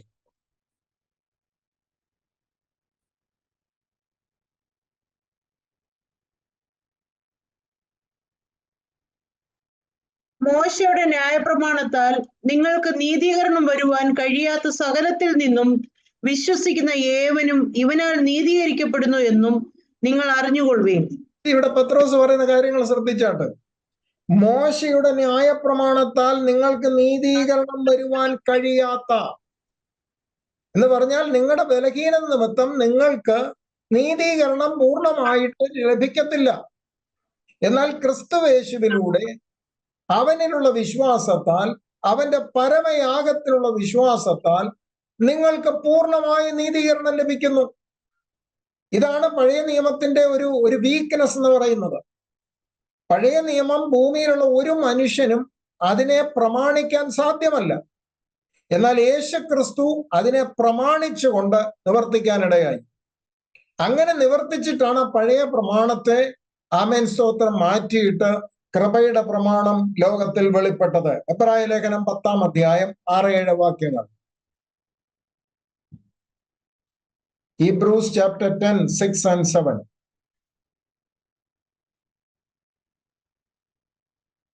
സർവ ഹോമയാഗങ്ങളിലും പാപയാഗങ്ങളിലും നീ പ്രസാദിച്ചില്ല. അപ്പോൾ ഞാൻ പറഞ്ഞു, ഇതാ ഞാൻ വരുന്നു, പുസ്തകച്ചുരുളിൽ എന്നെ കുറിച്ച് എഴുതിയിരിക്കുന്നു, ദൈവമേ നിന്റെ ഇഷ്ടം ചെയ്യുവാൻ ഞാൻ വരുന്നു എന്ന് അവൻ പറഞ്ഞു. കർത്താവായ യേശു ക്രിസ്തു ഭൂമിയിൽ വെളിപ്പെട്ട സമയത്ത് ദൈവമേ നിന്റെ ഇഷ്ടം ചെയ്യുവാൻ, അതിനു മുമ്പ് പറഞ്ഞ വാക്കുകൾ ശ്രദ്ധിച്ചാൽ അവൻ സർവാംഗ ഹോമങ്ങൾ, പാപയാഗങ്ങൾ ഇതൊന്നും നീ ഇച്ഛിച്ചില്ല. കാരണം ഇത് എത്ര ചെയ്താലും മനുഷ്യന് ദൈവത്തിന്റെ മുമ്പാകെ റീകൺസിലിയേഷൻ ലഭിക്കുന്നില്ല. ഒരു താൽക്കാലികമായ ഒരു അഡ്ജസ്റ്റ്മെന്റ് എന്ന് വേണേൽ പറയാം. പെട്ടെന്ന് അവനെ പാപത്തിന്റെ ശിക്ഷയിൽ നിന്ന് ഒരു മൃഗത്തിന്റെ രക്തം അവന് പകരമായിട്ട് വരുമ്പോ താൽക്കാലികമായി അവന് ദൈവത്തിന്റെ ശിക്ഷയിൽ നിന്ന് ഒഴിവാകാൻ പറ്റുമെങ്കിലും പാപം അപ്പോഴും അവനെ അടിമപ്പെടുത്തി പാപത്തിന്റെ സ്വാധീനത്തിൽ നിന്ന് അവൻ പുറത്തു വരാൻ കഴിയാത്ത രീതിയിൽ അവനിൽ പാപം പിന്നെയും വസിക്കുകയാണ്. എന്നാൽ യേശുക്രിസ്തുവിന്റെ രക്തം പാപത്തെ മറയ്ക്കുകയല്ല, മോചിക്കുക അത്ര ചെയ്യുന്നത്. എന്ന് പറഞ്ഞാൽ പാപത്തിന്റെ സ്വാധീനത്തിൽ നിന്ന് മനുഷ്യനെ സ്വതന്ത്രനാക്കുന്നു. ഇനി അവനിൽ പാപം പ്രവർത്തിക്കണമെങ്കിൽ അവന്റെ അനുവാദമില്ലാതെ പാപത്തിന് അവന്റെ മേൽ അധികാരം നടത്താൻ സാധ്യമല്ല. എന്നാൽ പഴയ നിയമ പ്രമാണത്തിൽ അങ്ങനല്ല. മനുഷ്യൻ എത്ര ശ്രമിച്ചാലും അവന്റെ ഉള്ളിൽ ആ പാപവാസന അവിടെ തന്നെ കിടക്കും. കാരണം മൃഗത്തിന്റെ രക്തത്തിന് പാപത്തെ നീക്കാൻ സാധ്യമല്ല. ദൈവമുമ്പാകെ അവനെ പൂർണ്ണമായ നീതീകരണം ലഭിക്കാൻ സാധ്യമല്ല. അതുകൊണ്ടാണ് കർത്താവായ യേശുക്രിസ്തുവിന്റെ രക്തം സകല പാപവും പോക്കി നമ്മെ ശുദ്ധീകരിച്ച് ആ പാപത്തിന്റെ സ്വാധീനത്തിൽ നിന്നും അധികാരത്തിൽ നിന്നും എന്നെ നിങ്ങളെയും വിടുവിച്ചെടുക്കുന്നത്. റോമാലേഖനം 8:3.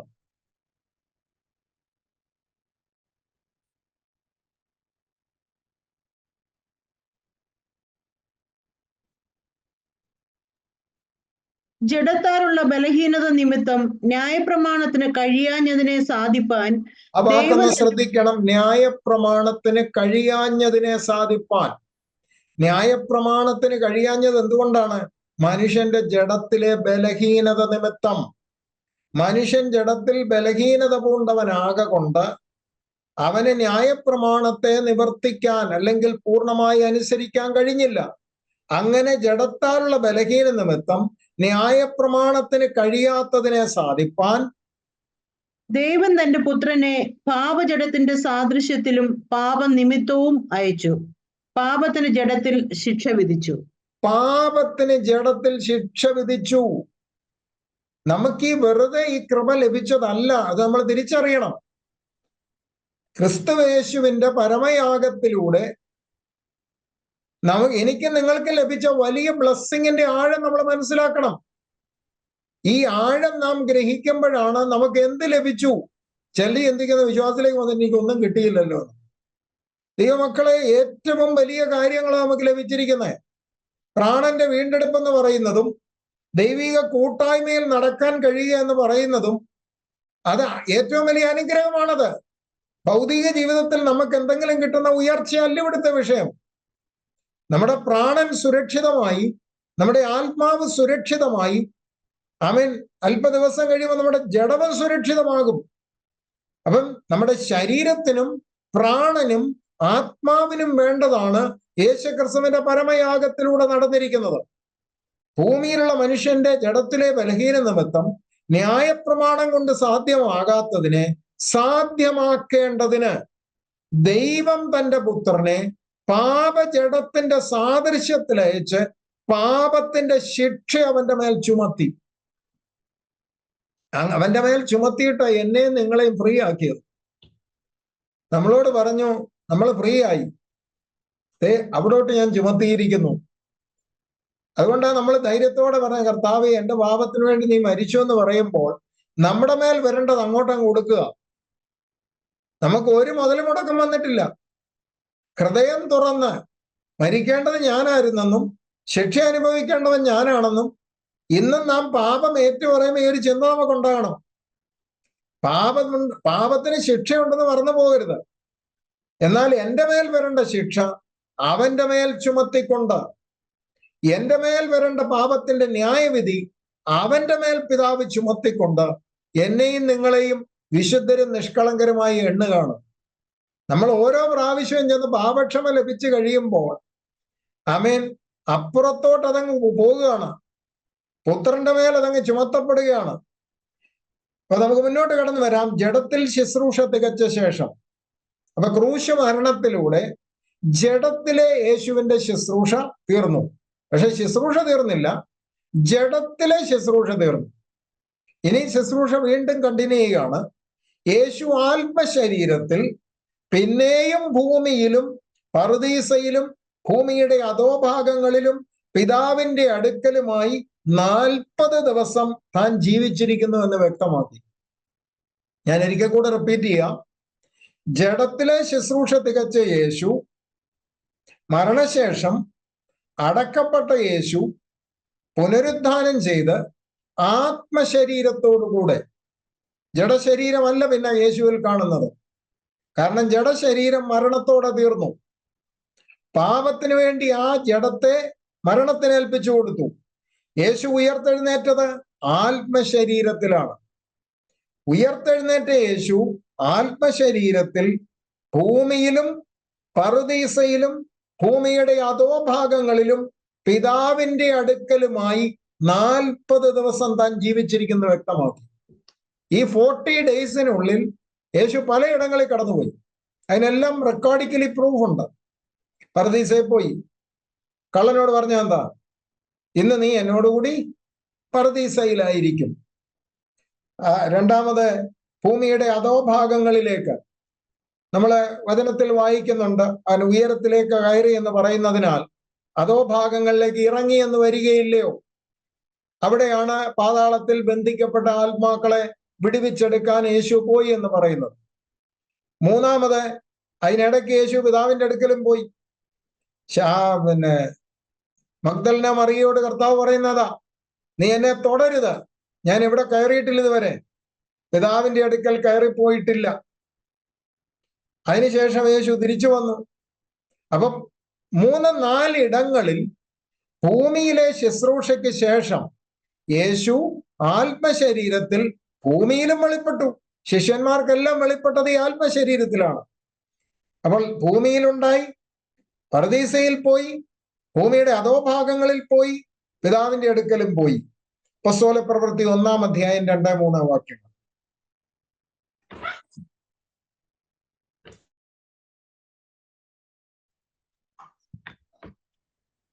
അവൻ കഷ്ടമനുഭവിച്ച ശേഷം 40 നാളോളം അവർക്ക് പ്രത്യക്ഷനായി ദൈവരാജ്യം സംബന്ധിച്ച കാര്യങ്ങൾ പറഞ്ഞുകൊണ്ട് താൻ ജീവിച്ചിരിക്കുന്നു എന്ന് അനേകം ദൃഷ്ടാന്തങ്ങളാൽ അവർക്ക് കാണിച്ചു കൊടുത്തു.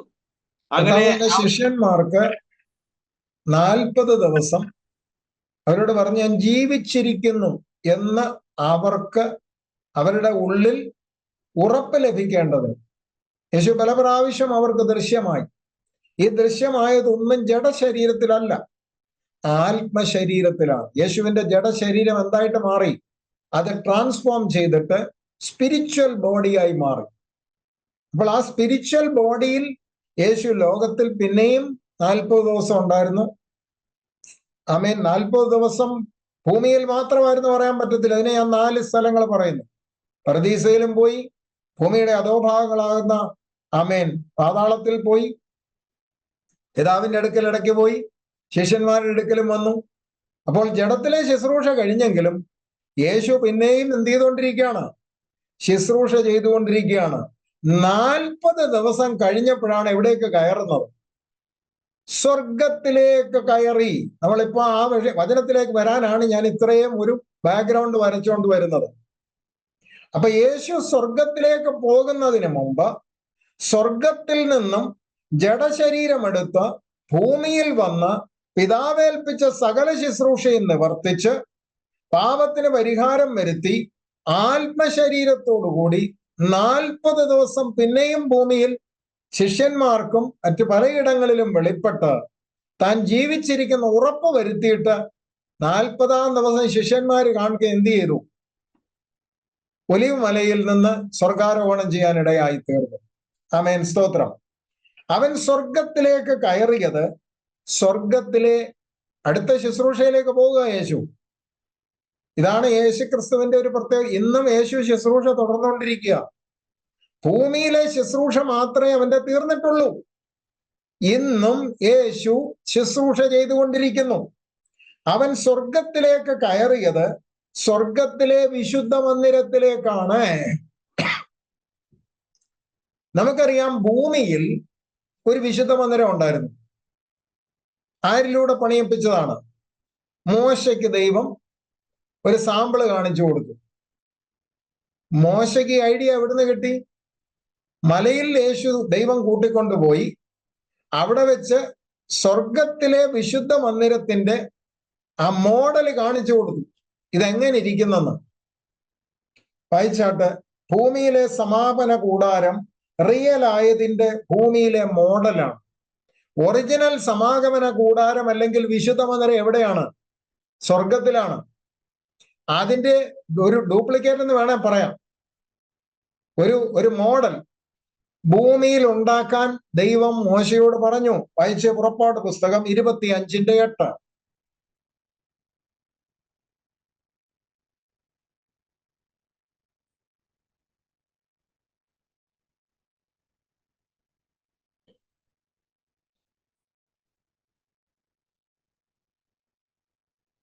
ഞാൻ അവരുടെ നടുവിൽ വസിപ്പാൻ അവർ എനിക്ക് ഒരു വിശുദ്ധ മന്ദിരം ഉണ്ടാക്കണം.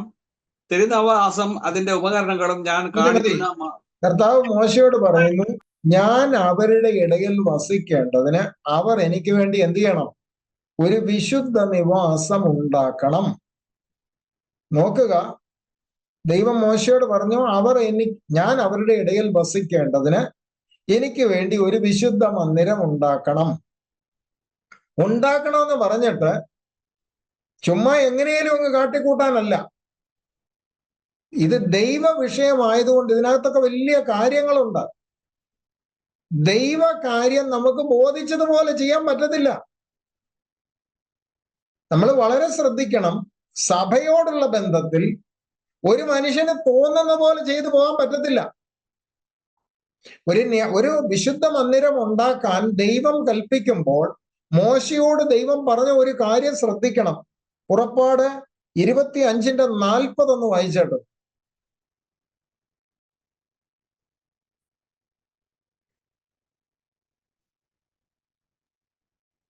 പർവ്വതത്തിൽ വെച്ച് കാണിച്ചു തന്ന മാതൃക പ്രകാരം അവയെ ഉണ്ടാക്കുവാൻ സൂക്ഷിച്ചു കൊള്ളണം. അവിടെ ഒരു വാണിംഗ് കൊടുക്കുന്നുണ്ടോ? നിങ്ങളുടെ ഒരു ഡിസൈനും അവിടെ വേണ്ടെന്നാ പറഞ്ഞത്. മോശയെ ദൈവം മലയിൽ കൂട്ടിക്കൊണ്ടുപോയി, പർവ്വതത്തിൽ കൂട്ടിക്കൊണ്ടുപോയി റിയൽ ടാബർനക്കിൾ, സ്വർഗത്തിലിരിക്കുന്ന വിശുദ്ധ മന്ദിരത്തെ കാണിച്ചു കൊടുത്തു. സ്കെച്ചൊന്നും കൊടുത്തില്ല. അതാ ദൈവത്തിന്റെ പ്രവൃത്തിയുടെ പ്രത്യേകത. എന്നിട്ട് പറഞ്ഞു, ഞാൻ നിന്നെ കാണിച്ചു തന്ന മാതൃക പ്രകാരം ഉണ്ടാക്കാൻ എന്ത് ചെയ്തോണം? സൂക്ഷിച്ചു കൊള്ളണം. Nothing to be added. കാരണം റിയൽ ആയിരിക്കുന്ന ഒന്ന് മുകളിലുണ്ട്. അതിന്റെ ഐഡന്റിക്കൽ ആയിരിക്കണം ഭൂമിയിൽ ഉണ്ടാക്കുന്നത്. എന്നിട്ട് നമുക്ക് കാണാൻ പറ്റും, ബസലേൽ ഒഹലിയാബ് എന്ന് പറയുന്ന രണ്ടുപേരെ ദൈവജ്ഞാനാത്മാവിൽ നിറച്ച് ഈ കാര്യങ്ങളെല്ലാം, അതിന്റെ വർക്കെല്ലാം ചെയ്തത് അവരാണ്. ശില്പവിദ്യകളെല്ലാം അവർക്ക് ദൈവം ജ്ഞാനം കൊടുത്ത് അവരിലൂടെ ചെയ്തെടുക്കാനുള്ള. നമ്മൾ അങ്ങോട്ട് പോകുന്നില്ല. നമ്മൾ എബ്രായ ലേഖനം പഠിച്ചവര്, സമാപന കൂടാരം പഠിച്ചപ്പോൾ ഇതെല്ലാം നമ്മൾ വിശദമായി പോയതാണ്. ഞാൻ അവിടേക്ക് പോകുന്നില്ല. അപ്പോൾ യേശു സ്വർഗത്തിലേക്ക് കയറി എന്ന് പറയുന്നത് സ്വർഗത്തിലെ വിശുദ്ധ മന്ദിരത്തിലേക്കാണ്. കാരണം ഭൂമിയിലെ വിശുദ്ധ മന്ദിരത്തിൽ അവന് കയറാൻ പറ്റത്തില്ല. ഭൂമിയിലെ വിശുദ്ധ മന്ദിരത്തിൽ കയറണമെങ്കിൽ അവൻ ലേവ്യനായിരിക്കണം. 2 അഹറോന്റെ മകനായിരിക്കണം. യേശു ഇത് രണ്ടുമല്ല. യേശു യഹൂദാ ഗോത്രത്തിലാണ് പിറന്നത്. യഹൂദാ ഗോത്രത്തിലുള്ളവന് പൗരോഹിത്യമില്ല. എന്നാൽ യേശുവിന് വിശുദ്ധ മന്ദിരത്തിൽ കടക്കണം. അതിനുവേണ്ടി യേശുവിന് ലഭിച്ച പൗരോഹിത്യം അഹറോന്യ പൗരോഹിത്യമല്ല, മൽക്കീസദേക്കിന്റെ ക്രമപ്രകാരമുള്ള പൗരോഹിത്യം. ഈ പൗരോഹിത്യവുമായിട്ടാണ് യേശു മഹാപുരോഹിതനായി എവിടേക്ക് കടന്നിരിക്കുന്നത്? സ്വർഗത്തിൽ റിയലായ വിശുദ്ധ മന്ദിരത്തിലേക്ക്. ആട്ടുകൊറ്റന്റെ രക്തവുമായിട്ടല്ല, തന്റെ സ്വന്തം രക്തവുമായി സ്വർഗത്തിലെ വിശുദ്ധ മന്ദിരത്തിൽ ചെന്ന് മാനവരാശിയുടെ പാപത്തിന് പരിഹാരം അവിടെ വരുത്തി. നോക്കുക, മരണം ഭൂമിയിലാണ് നടന്നത്. എന്നാൽ അതിന്റെ സാക്ഷാൽ പ്രവൃത്തി വെളിപ്പെട്ടത് സ്വർഗത്തിലാണ്. സ്വർഗത്തിലെ വിശുദ്ധ മന്ദിരത്തിൽ മാനവരാശിക്ക് വേണ്ടി യേശു ക്രിസ്തു തന്റെ സ്വന്തം രക്തം പിതാവിന്റെ സന്നിധിയിൽ അർപ്പിച്ചു. വായിക്കാം നമുക്ക്. ആമേൻ, സ്തോത്രം. ഭൂമിയിലുള്ള വിശുദ്ധ മന്ദിരത്തിൽ മഹാപുരോഹിതൻ ആണ്ടിലൊരിക്കൽ തന്റെയും ജനത്തിന്റെയും പാപപരിഹാരത്തിനായി മൃഗത്തിന്റെ രക്തവുമായി കടന്നുപോയിരുന്നു. എന്നാൽ യേശു ഭൂമിയിലുള്ള വിശുദ്ധ മന്ദിരത്തിലേക്കല്ല, കൈപ്പണിയല്ലാത്തതും ഈ സൃഷ്ടിയിൽ ഉൾപ്പെടാത്തതുമായ മന്ദിരത്തിലേക്ക് അത്രേ കയറിയത്. 2 വാക്യം. ഹെബ്രായ ലേഖനം 9-ാം അധ്യായം 11, 12 വാക്യങ്ങൾ. Hebrews chapter 9, 11 and 12.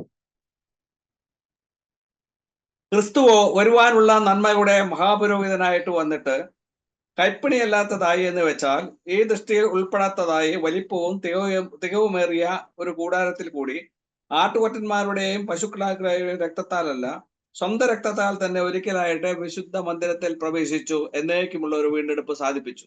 9-ാം അധ്യായം 24 മുതൽ 26 വരെ.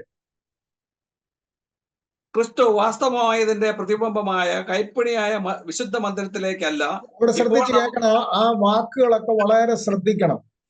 അവിടെ തന്നെ നമുക്ക് ഉത്തരം വളരെ വ്യക്തമായിട്ട് അപ്പോസ്തലനായ പൗലോസ് തരുന്നുണ്ട്. 9-ാം അധ്യായത്തിന്റെ 24 ഇങ്ങനെയാണ് തുടങ്ങുന്നത്: വാസ്തവമായതിന്റെ പ്രതിബിംബം. അതായിരുന്നു ഭൂമിയിൽ ഉണ്ടായിരുന്ന വിശുദ്ധ മന്ദിരം.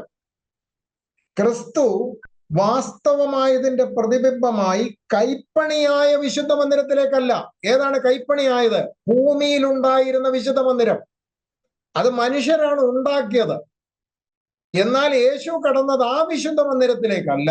വായിച്ചാട്ടെ, കണ്ടിന്യൂ ചെയ്താട്ടെ. 24. ക്രിസ്തു വാസ്തവമായതിന്റെ പ്രതിബിംബമായി കൈപ്പണിയായ വിശുദ്ധ മന്ദിരത്തിലേക്കല്ല, ഇപ്പോൾ നമുക്ക് വേണ്ടി ദൈവസന്നിധിയിൽ പ്രത്യക്ഷനാവാൻ സ്വർഗത്തിലേക്ക് എത്രേ പ്രവേശിച്ചത്. അടുത്ത വാക്യം: മഹാപുരോഹിതൻ ആണ്ടുതോറും അന്യരക്തത്തോടുകൂടെ വിശുദ്ധ മന്ദിരത്തിൽ പ്രവേശിക്കുന്നത് പോലെ അവൻ തന്നെത്താൻ കൂടെ കൂടെ അർപ്പിപ്പാൻ ആവശ്യമില്ല. അങ്ങനെയായ ലോകസ്ഥാപനം മുതൽക്ക് അവൻ പലപ്പോഴും കഷ്ടം അനുഭവിക്കേണ്ടിയിരുന്നു. എന്നാൽ അവൻ ലോകാവസാനത്തിൽ സ്വന്തം യാഗം കൊണ്ട് പാപപരിഹാരം വരുത്തുവാൻ ഒരിക്കൽ പ്രത്യക്ഷനായി.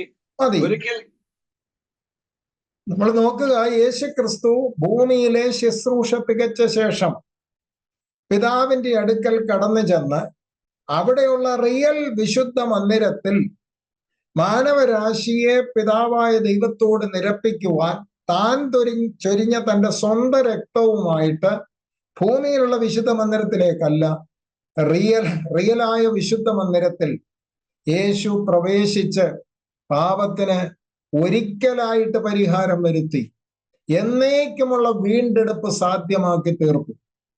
ശുശ്രൂഷ തുടർന്നുകൊണ്ടിരിക്കുകയാണ്. യേശു വിശുദ്ധ മന്ദിരത്തിലേക്ക് കടന്നു എന്ന് പറഞ്ഞാൽ ഒരു മഹാപുരോഹിതന് എപ്പം വരെ ശുശ്രൂഷ ഉണ്ടെന്നറിയാവോ? ഭൂമിയിലുള്ള ഒരു മഹാപുരോഹിതന് മരണം വരെയാണ് എന്തുള്ളത്? ശുശ്രൂഷയുള്ളത്.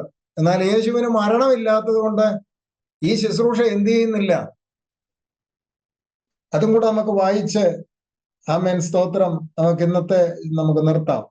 ഹെബ്രായർ 7-ന്റെ 23 മുതൽ 25 വരെ. മരണം നിമിത്തം അവർക്ക് നിലനിൽപ്പാൻ മുടക്കം വരിക കൊണ്ട് പുരോഹിതന്മാരായി തീർന്നവർ അനേകരാകുന്നു. ഇവനോ എന്നേക്കും ഇരിക്കുന്നത് കൊണ്ട് മാറാത്ത പൗരോഹിത്യമാകുന്നു പ്രാപിച്ചിരിക്കുന്നത്. അതുകൊണ്ട് താൻ മുഖാന്തരമായി ദൈവത്തോട് അടുക്കുന്നവർക്ക് വേണ്ടി പക്ഷപാതം ചെയ്യുവാൻ സദാ ജീവിച്ചിരിക്കുന്നവനാകയാൽ അവരെ പൂർണ്ണമായി രക്ഷിപ്പാൻ അവൻ പ്രാപ്തനാകുന്നു. ഭൂമിയിലുള്ള മഹാപുരോഹിതന്മാർ മരണം നിമിത്തം മാറിപ്പോകുന്നുണ്ടെങ്കിൽ യേശുക്രിസ്തു എന്ന മഹാപുരോഹിതന് എന്നേക്കുമുള്ള പൗരോഹിത്യം പ്രാപിച്ച് മാറ്റമില്ലാത്ത പൗരോഹിത്യത്തോടുകൂടി ഇന്നും പിതാവിന്റെ സന്നിധിയിലുണ്ട് എന്ന് പറഞ്ഞാൽ ശുശ്രൂഷ ഇന്നും യേശു ചെയ്തുകൊണ്ടിരിക്കുന്നു. ഹല്ലേലൂയ. നമുക്കിന്ന് രാത്രികാലം ദൈവവചനത്തിന്റെ മുമ്പാകെ നമ്മുടെ തലകളെ വണക്കാം. സ്നാനത്തിന്റെ ആഴം എന്താണെന്ന് ദൈവം നമ്മെ ഗ്രഹിപ്പിച്ചു. തുടർന്ന് യേശുക്രിസ്തു ഭൂമിയിൽ തന്റെ ശുശ്രൂഷ തികച്ച ശേഷം ജഡത്തിൽ യേശുക്രിസ്തുവിന് പിതാവ് ഏൽപ്പിച്ച സകലതും നിവർത്തിച്ച ശേഷം മോശയുടെ ന്യായപ്രമാണത്തിന് സാധ്യമാകാത്തതിനെ തന്റെ ജീവിതത്തിലൂടെ, തന്റെ ശരീരത്തിലൂടെ, തന്റെ പരമയാഗത്തിലൂടെ യേശു കർത്താവ് നിവർത്തിച്ച ശേഷം ആത്മശരീരത്തിൽ ആമേൻ യേശുക്രിസ്തു പിന്നെയും 40 ദിവസം ഭൂമിയിലും പറുദീസയിലും ഭൂമിയുടെ അധോഭാഗങ്ങളിലും പിതാവിന്റെ സന്നിധിയിലുമായി താൻ ജീവിച്ചിരിക്കുന്നുവെന്ന് ശിഷ്യന്മാർക്ക് ദൃഷ്ടാന്തങ്ങളാൽ മനസ്സിലാക്കി കൊടുത്തു. തുടർന്നവർ കാണെ ഒലിവുമലയിൽ വെച്ച് അവൻ സ്വർഗാരോഹണം ചെയ്ത് പിതാവിന്റെ സന്നിധിയിലേക്ക് കയറിപ്പോയ യേശു എവിടേക്കാണ് കയറിപ്പോയത്? കൈപ്പണിയായ ഒരു വിശുദ്ധ മന്ദിരത്തിലേക്കല്ല, ആമേൻ സാക്ഷാൽ വിശുദ്ധ മന്ദിരം ആയ സ്വർഗത്തിലേക്ക് അത്രേ അവൻ കയറിയിരിക്കുന്നത്. അവിടെ തന്റെ സ്വന്തം രക്തം അർപ്പിച്ചുകൊണ്ട് മാനവരാശിയുടെ വീണ്ടെടുപ്പ് ക്രിസ്തുവേശു സാധ്യമാക്കി തീർത്തു. നമുക്ക് തലവണക്കി പ്രാർത്ഥിക്കാം. നല്ല ദൈവമേ, സ്വർഗീയ പിതാവേ, ക്രിസ്തുവേശുവിലൂടെ ഞങ്ങൾക്ക് ലഭിച്ച വലിയ രക്ഷയുടെ വലിപ്പം, നിന്റെ ക്രൂശ മരണത്തിലൂടെ ഞങ്ങൾക്ക് ലഭിച്ച ആ വലിയ വീണ്ടെടുപ്പ്, പാപം ചുമന്നൊഴിക്കുന്ന ദൈവത്തിന്റെ കുഞ്ഞാടായി ഈ ലോകത്തിൽ വെളിപ്പെടുവാനും മനുഷ്യന് വേണ്ടി മറുവിലയായി അർപ്പിച്ചുകൊണ്ട് ദൈവത്തിൽ നിന്ന് അകന്നുപോയ മനുഷ്യനെ ദൈവത്തോട് നിരപ്പിക്കുവാനും നീതീകരണം ലഭിക്കാത്തതിന് ക്രിസ്തുവേശുവിലുള്ള വിശ്വാസത്താൽ ഞങ്ങൾക്ക് നീതീകരണം ലഭിപ്പാനും ഒക്കെ ഇടയായത് ഓർത്ത് ഞങ്ങൾ നന്ദി കരയേറ്റുന്നു.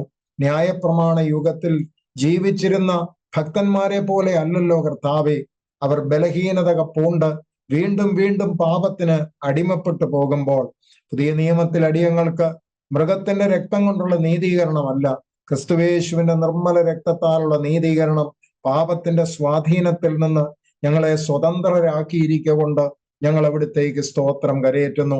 അടിമനുഖത്തിൽ പിന്നെയും കുടുങ്ങിപ്പോകാതെ ദൈവം തന്ന സ്വാതന്ത്ര്യത്തിൽ നിലനിൽക്കുവാൻ, അത് അത് എൻജോയ് ചെയ്യുവാൻ കർത്താവെ സഹായിക്കണമെന്ന് പ്രാർത്ഥിക്കുന്നു. ഞങ്ങൾ പഠിക്കുന്ന ദൈവത്തിന്റെ വചനം ഞങ്ങളുടെ ഹൃദയത്തിൽ സംഗ്രഹിക്കുവാനും അത് ഞങ്ങൾക്ക് ഈടുവരുത്തുവാനും ഉറപ്പും ധൈര്യവുമുള്ളവരായി തീരുവാനും അവിടുന്ന് ഞങ്ങളെ സഹായിക്കണമെന്ന് പ്രാർത്ഥിക്കുന്നു. ദൈവത്തിന്റെ പരിശുദ്ധാത്മാവ് ഞങ്ങളെ ശക്തീകരിക്കണമേ, ബലപ്പെടുത്തണമേ. ഈ രാത്രി ശുശ്രൂഷിപ്പാൻ അവിടുന്ന് കൃപയ്ക്കായി സ്തോത്രം. അവിടുന്ന് കൂട്ടിവരുത്തിയ മക്കൾക്കായി സ്തോത്രം. ലിങ്ക് ചെയ്യപ്പെടാൻ കഴിയാതെ പോയ മക്കൾക്ക് വേണ്ടിയും പ്രാർത്ഥിക്കുന്നു. അവരായിരിക്കുന്ന ഇടങ്ങളിൽ ദൈവരെ സംരക്ഷിക്കുകയും സൂക്ഷിക്കുകയും ചെയ്യണമേ. പ്രിയ സഹോദരി സിബിയെയും കുഞ്ഞുങ്ങളെ ഏൽപ്പിച്ച് പ്രാർത്ഥിക്കുന്നു. വളരെ പനിയാൽ അവർ ഭാരപ്പെട്ട് ഭവനത്തിൽ വിശ്രമിക്കുന്ന കർത്താവെ, നീ അവരോട് കരുണ തോന്നി ശരീരത്തിന് പൂർണ്ണ സൗഖ്യ ആരോഗ്യവും നൽകി ബലപ്പെടുത്തണമെന്ന് ഞങ്ങൾ ഒരുമിച്ച് ദൈവത്തോട് പ്രാർത്ഥിക്കുന്നു. തലവണക്കിരിക്കുന്ന എല്ലാവരെയും പിതാവിന്റെയും പുത്രനെയും പരിശുദ്ധാത്മാവിന്റെയും നാമത്തിൽ അനുഗ്രഹിക്കുന്ന കർത്താവെ, ആത്മീയമായിട്ടും ഭൗതികമായിട്ടും നിന്റെ മക്കളെ അവിടുന്ന് യഥാസ്ഥാനപ്പെടുത്തണമെന്ന് പ്രാർത്ഥിക്കുന്നു. ഞങ്ങൾക്ക് അനുവദിച്ച വിശുദ്ധ കൂട്ടായ്മയ്ക്കായി സ്തോത്രം. പ്രാർത്ഥന കേട്ടതുകൊണ്ട് സ്തോത്രം. യേശു ക്രിസ്തുവിൻ അൻപുള്ള നാമത്തിൽ തന്നെ, ആമേൻ. നമ്മുടെ പിതാവായ ദൈവത്തിന്റെ സ്നേഹവും കർത്താവായ യേശു ക്രിസ്തുവിന്റെ കൃപയും പരിശുദ്ധാത്മാവിന്റെ കൂട്ടായ്മയും നമ്മോടും ഭൂലോകമെമ്പാടുമുള്ള സകല വിശുദ്ധന്മാരോടും grace and truth Christian minister പ്രവർത്തനങ്ങളോടും ഇന്നും എന്നേക്കും ഉണ്ടാകുമാറാകട്ടെ. ആമേൻ. ദൈവം നമ്മെ അനുഗ്രഹിക്കട്ടെ. എല്ലാ